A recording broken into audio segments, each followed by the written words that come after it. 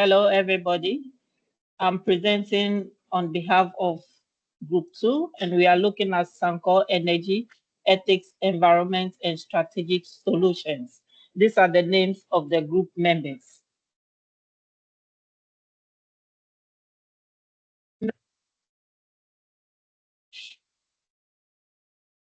The agenda of our meeting, we have the introduction to the issue, ethical implications. We are doing the pistol analysis overview. We are looking at the key stakeholders we identified, the root problem analysis, proposed problem solving frameworks. We'll give some recommendations of actions, expected outcomes, and some conclusions with takeaways, and also our references. What is the core issue? What happened with Sancor? Sancor Energy faced a lawsuit from the US EPA and the DOJ for 9,000 plus Clean Air Active violations at its Commerce City refinery. Emission exceeded legal limitations, raising concerns about environmental degradation, public health, and corporate ethics. The key concerns were the legal penalties and fines, damage to reputation and stakeholder trust, increased serenity for regulations, communities, and environmental groups. Okay, thank you, Trudy.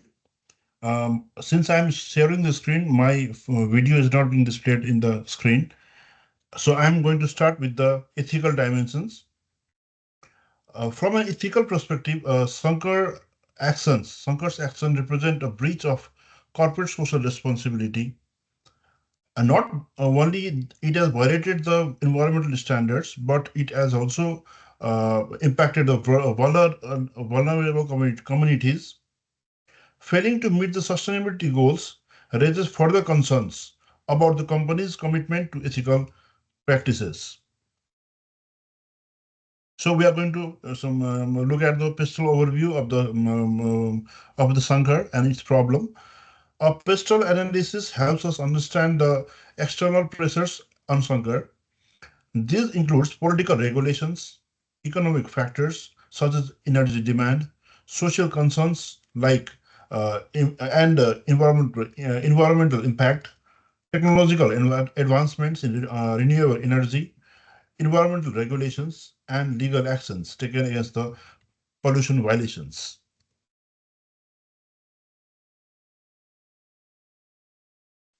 Thank you, Sumit. And now I'll be talking about the stakeholder focus.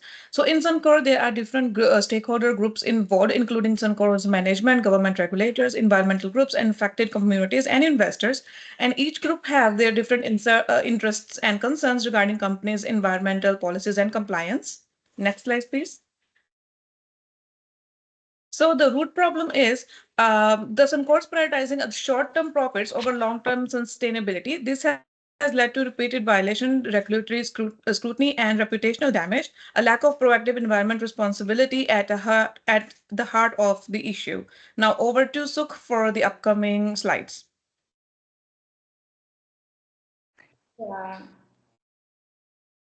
Next slide, please. To address these challenges, we purpose a strong framework. This includes corporate responsibility policy, investing in cleaner technologies, and enhanced transparency with stakeholders. Next slide, please.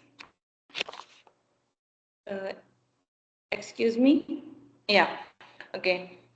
Actually, in these slides, we have our key actions included the implementing stricter internal regulations, increasing investment in sustainable energy projects, and collaborating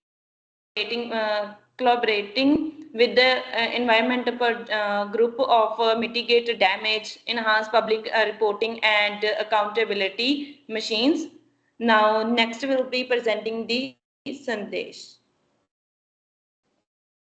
Thank you, Sukhveer. So the focus is stakeholder focus. There are two key stakeholders groups that stand out First, the US regulators, specifically the EPA and the Department of Justice, who have filed a lawsuit against Suncor for 9,000 air pollution violation. Their goal is to enforce environmental law and protect public health. Second, the local communities in Commerce City, many of whom are low-income and minority residents, face direct health impacts from toxin emissions. These groups have protested and called their strict accountability. Both regulators and affected communities now hold significant power in shaping Suncor's future decisions, and ignoring them risks more legal battles and reputational damage. Next slide, please. Uh, so the root cause is at the core. Suncor's main issue goes beyond pollution. It's a deep ethical failure. They have consistently prioritized profits over environmental compliance and public well-being. The pestle analysis reveals that external pressures like tightening regulations, rising compliance costs, and growing public activism are all consequences of Suncor's inability to align with the corporate social responsibility and sustainable practices. Simply put, their business's model is outdated and no longer aligned with the environmental and ethical expectations. So the solution development process was to address this. Uh, we propose a proactive and stakeholder-centric framework. It starts with early detection using data analytics, risk modeling, and community feedback to identify issues before they escalate. Next, decision-making should involve cross-disciplinary teams from scientists to legal expertise. Now, the step-by-step actions and further benefits are here are how strategies unfold step by step. So in conclusion, if Suncor truly wants to regain a public trust and lead in the energy sector, it must move from the compliance mindset to a proactive, ethical, and stakeholder-driven approach. That's not just good ethics, it's smart business. Thank you.